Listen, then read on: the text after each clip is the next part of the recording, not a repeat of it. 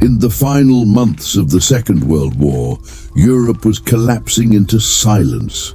Entire cities had been reduced to rubble, factories had stopped producing, and the armies that had once dominated the continent were retreating in every direction. Yet, even as the war approached its end, another race was quietly beginning behind the scenes.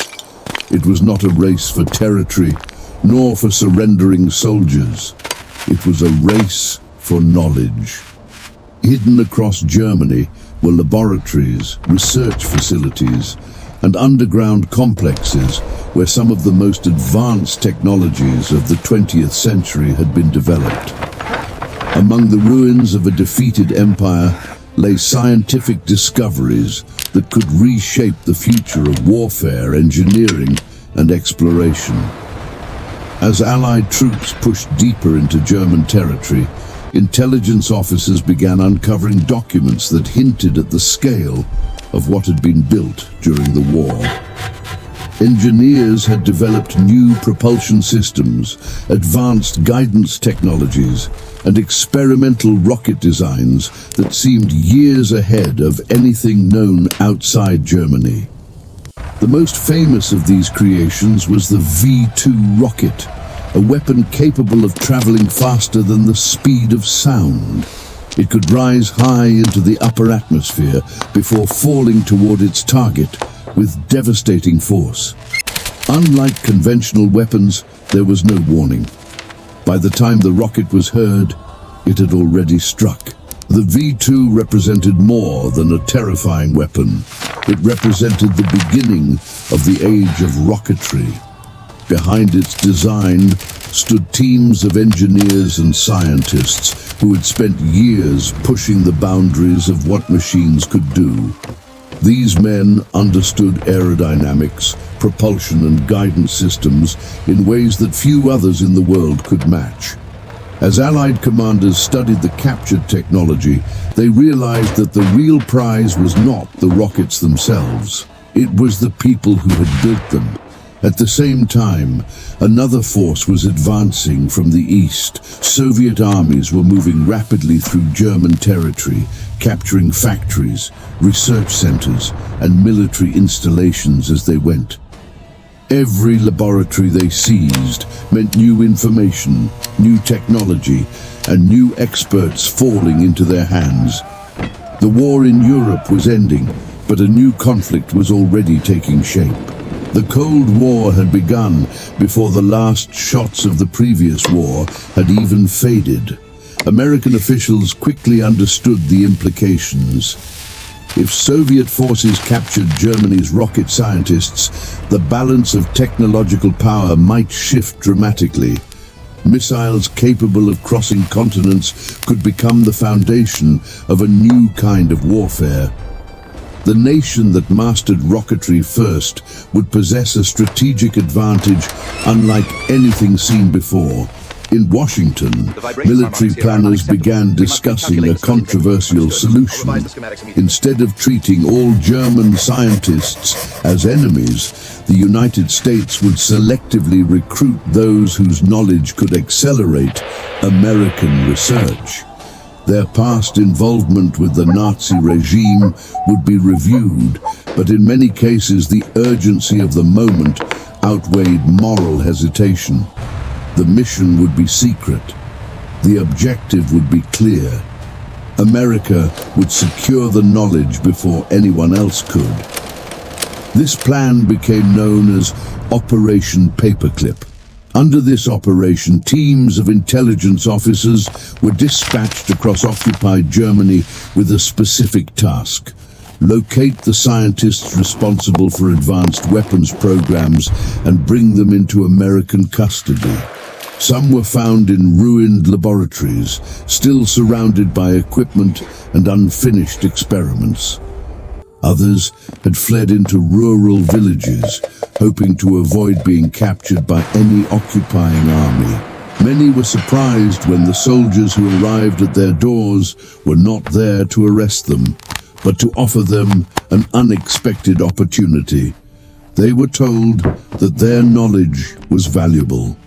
that their skills could be used for peaceful scientific advancement, and that in exchange for cooperation, they might begin new lives in the United States. Not everyone agreed immediately. Some scientists feared being prosecuted for their wartime roles. Others worried about what the Soviets might do if they were captured instead.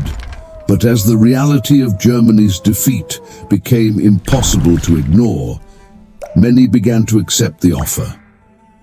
One of the most important figures identified during this search was Werner von Braun. Von Braun had been the central figure in Germany's rocket development program. From an early age, he had dreamed of building machines capable of traveling into space. During the war, however, those dreams had been transformed into weapons. The rockets his team created had been used to strike cities across Europe. Thousands of civilians had died from their impact. Despite this history, American officials saw something else in von Braun. They saw a scientist whose ideas could push the boundaries of engineering further than anyone else alive at the time. When American forces located him, he and several members of his engineering team were taken into custody and eventually transported to the United States. They arrived under military supervision and were placed in secure research facilities where their expertise could be evaluated. The first stage of their work involved studying the captured V-2 rockets themselves. Dozens of partially assembled rockets had been recovered from German storage sites. These machines were carefully transported to testing grounds where engineers began rebuilding them piece by piece. Every component was examined. Every mechanism was documented. American technicians worked alongside German specialists to understand exactly how the rockets had been constructed. Soon, test launches began. In remote desert locations far from major cities, the rebuilt rockets were launched into the sky. Observers watched as engines ignited with enormous force, sending columns of flame and smoke into the air. The missiles rose rapidly before disappearing into the upper atmosphere. Moments later, they returned to Earth, crashing into designated target zones. Each test provided valuable data. Engineers studied fuel mixtures, propulsion efficiency, structural design, and flight stability. With every launch, American scientists gained deeper insight into technologies that had previously been hidden behind enemy lines. What had once been mysterious enemy weapons were now becoming the foundation of American research. Over time, these experiments led to the development of entirely new rocket systems. The knowledge brought by the German engineers allowed American programs to progress far more quickly than they otherwise could have. Designs improved. Engines grew more powerful. Guidance systems became more accurate. At the same time, tensions between the United States and the Soviet Union continued to grow. Both nations recognized that rockets would soon play a central role in global power. Missiles capable of traveling thousands of kilometers could deliver weapons across continents. The technological race that followed would define the next several decades of international politics. Yet, rockets had another potential purpose. Beyond military applications, they offered a path towards something humanity had imagined for centuries: reaching space. Scientists began to realize that the same principles used to launch missiles could also place objects into orbit around the Earth. Satellites could be launched to study weather patterns, map the planet, and improve communication. Eventually, rockets might even carry human beings beyond the atmosphere. This possibility inspired a new generation of research. Facilities dedicated to rocket development expanded across the United States. Laboratories studied propulsion chemistry. engineers designed larger and more stable launch vehicles. Test flights grew increasingly ambitious, reaching higher altitudes and traveling longer distances. Behind many of these developments were the scientists brought to America through Operation Paperclip. Although their work was now directed toward new goals, their expertise had originated in the laboratories of wartime Germany. Their understanding of rocketry had been shaped by years of experimentation, success, failure, and relentless problem-solving. The American public, however, knew very little about this history. Operation Paperclip remained classified for many years. The official narrative focused on the achievements of American engineering and the excitement of scientific discovery. Rockets became symbols of progress and innovation. Images of launches captured the imagination of millions around the world. But behind those dramatic moments stood a complicated past. Historians would later debate the ethical implications of the program. Some argued that recruiting former Nazi scientists had been a moral compromise that should never have occurred. Others believed that the decision had been necessary in order to prevent those same experts from strengthening Soviet technology.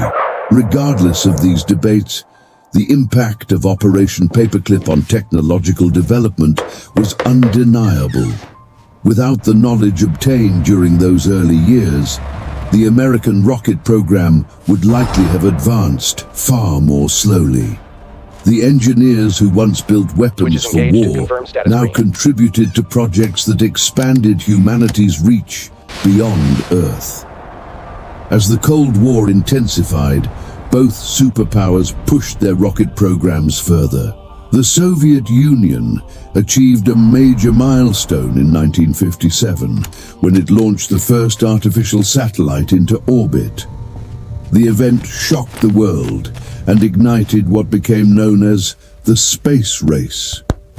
In response, the United States accelerated its own efforts to develop powerful launch vehicles capable of competing on the global stage. New organizations were formed, including the National Aeronautics and Space Administration, better known as NASA. Many of the engineers working within these programs had roots in the earlier research efforts that followed Operation Paperclip. Their understanding of rocket propulsion and high-altitude flight helped shape the designs that would eventually carry astronauts into space. Years later, when enormous Saturn rockets rose from launch pads and thundered toward the sky, their engineering heritage could be traced back through decades of experimentation and innovation. In July of 1969, humanity achieved one of its most extraordinary accomplishments. Astronauts from the United States landed on the surface of the moon. The world watched in awe as images of the lunar landscape were transmitted back to Earth. Millions of people saw the moment when a human footprint was pressed into the dusty surface of another world. Behind that historic event lay a long chain of technological development that stretched back through time. From wartime laboratories in Germany to desert testing grounds in the United States, the ideas that made lunar travel possible had traveled an unexpected path. Operation Paperclip, once a secret intelligence mission carried out during the chaotic aftermath of World War II, had become part of a much larger story about scientific progress, political rivalry, and human ambition. The scientists brought to America under that program had played a complex role in history. Their knowledge had been used first for war, then for exploration. Their legacy would remain intertwined with both the darkest and most inspiring chapters of the 20th century. Today, every rocket launch carries echoes of that past. Every satellite placed into orbit, Every probe sent to distant planets and every mission that pushes further into space reflects the accumulated knowledge of generations of engineers and scientists. And among the many influences that shaped this journey, Operation Paperclip stands as one of the most controversial and consequential decisions ever made in the pursuit of technological power. From the ashes of war emerged a program that helped propel humanity beyond the boundaries of its own world. A secret operation that began in the shadows ultimately changed the course of history. And its legacy continues every time a rocket ignites and rises toward the sky,